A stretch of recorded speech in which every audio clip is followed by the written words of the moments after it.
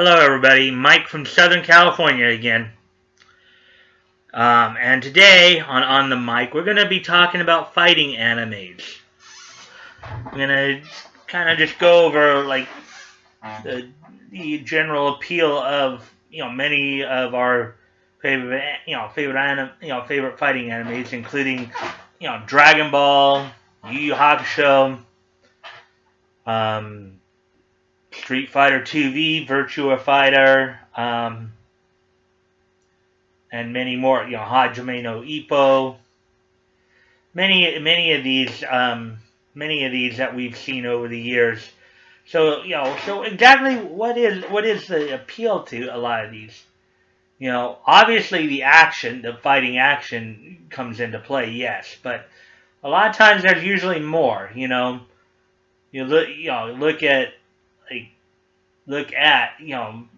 like in some of them like in the case of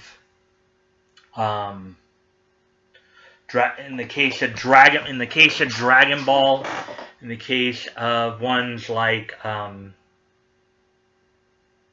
so Dragon Ball, Baki the Grappler, Kenichi the Mightiest Disciple, Shura no Toki.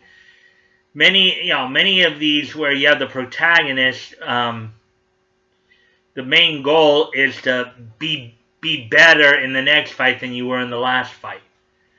There's that constant need for growth that comes into play here as they train their bodies and train their minds to fully understand what it means to be a great fighter.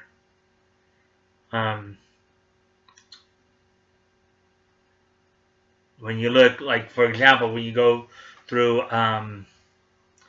when you go through the Dragon Ball series, Dragon Ball and Dragon Ball Z, and even now with Super, where the Saiyans it's almost instinctive for these Saiyans to have that need to sit there and to push their limits, to ultimately push their limit.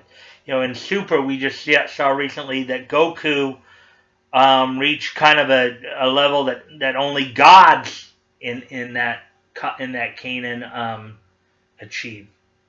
I think they called it automated instinctive response or something like that, where he just on pure instinct he became stronger.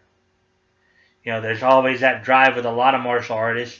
Again, in the case of Shura no Toki, that the main character there. In fact, let me look that up real quick. I forgot about that. Let's see.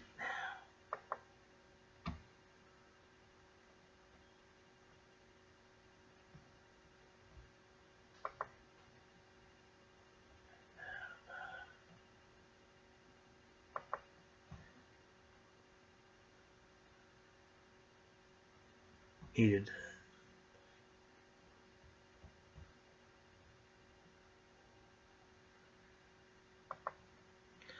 Yeah, I just needing to check something here. I'm trying to check back on the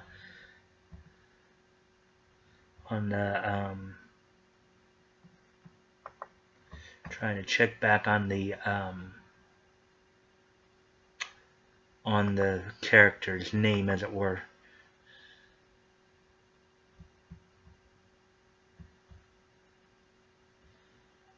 Okay, so let me see now.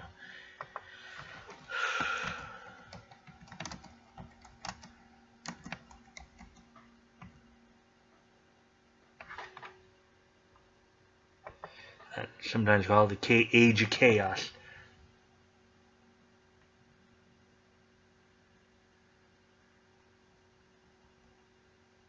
Mutsu. That was the name of the character in there.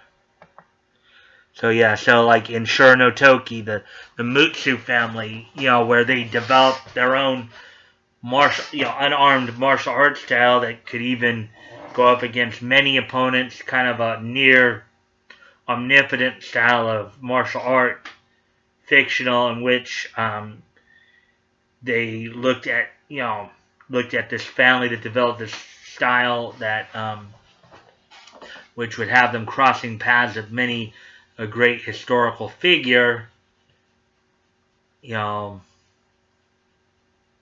whether it was Musashi Miyamoto or Jubei or Ryoma Sakamoto and the Shinsengumi. You know, where in many cases, you know, some of these great fighters train to become the best that they can be. You look at Kenichi, the Mightiest Disciple, in which Kenichi himself trains in multiple forms of martial arts, including judo, karate, kung fu, weaponry, ninjutsu, you know, all of it to really become a great disciple, martial arts disciple. Um, you see, you know, Baki the grappler. He also, you know, goes out to become as strong as his dad, who was considered a great fighter. And throughout all of this, you know, these fighters, the one thing they have in common is they always want to be the strongest that they can be. You know, you learn more from a hard, humbling defeat than you do from a quick victory. Many of these, even Yusuke Urameshi in Yu Yu Hakusho, you know, one of the biggest appeals, about him for me as Yu Yu Hakusho is probably one of my all-time favorite animes, is that the growth that he goes through throughout the series. You know, how he matures over time, not just his fighting style, but as a human, as an individual as well. And throughout many of these series, Hajime, Ippo Matsumoto and Hajime no Ippo, as he goes through his struggles to become a boxer and his growth as a boxer to become very successful. They learn many of the technique. In many fighting animes, the fights themselves are exciting, but it's also very fun to watch the growth of them as individuals, as fighters. That's, I think, what the real appeal to a lot of these animes are. Animes in general, there's always good storytelling, but when you get into and you incorporate that great storytelling with martial arts, and you learn more about martial arts as a whole, learn the character development it has for individuals who get involved in it, you really do get behind the characters and rally behind them. So with that all being said, like I say, this one's going to be a short one today. Let's see. Also, just to kind of, I decided to do the fighting anime ones today because right now we're in another lull with the Vic case. With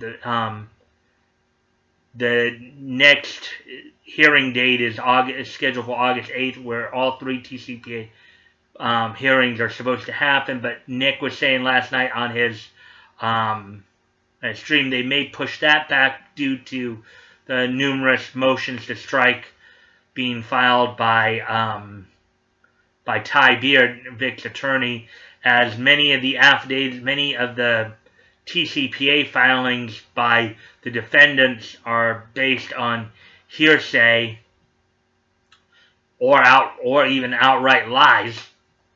So the TCPA hearings themselves may get actually pushed back so as to deal with the motions to strike. See how much of those TCPAs get stricken down. There still might be some that might at least make it to hearing, but first off they got to at least trim it down to see, okay, what can they keep, and see whether or not the defamation case moves forward. But the next big date is August the 8th, which is a little over a week away. It's about 10 days from now, I would say.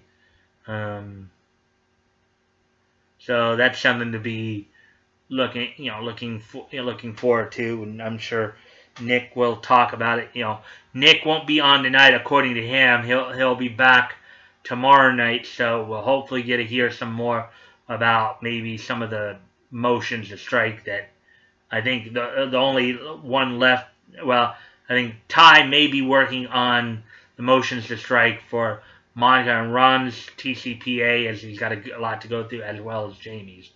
I think he's already completed the one for Funimation, so that's still to come. Anyway, so check the links below. If you want to contact me directly, my Twitter handle will be down there. I'm also promoting, I'm promoting Vic's GoFundMe. It's up to over 234,000 now. Don't ever feel pressured. If it's on your heart to do so, please consider donating. Every bit helps. If you've already donated, please consider donating again. And if you can't donate, don't worry about it. Just if you can at least help out by spreading the word, that's appreciated. I'm still promoting Tug's Indiegogo. That thing is going very well. And especially now, Tug needs our support even more now, because now people are starting to go after him. What happened as many of you know, Tug's home got attacked. They smashed in his mailbox. This is baloney. Okay. Anyways, I wasn't going to talk a whole lot about it, but just continue to be supportive. Keep sending Tug your thoughts and prayers and your support. Your messages and tweets of encouragement. Also, I'm gonna still leave up the Kyo Annie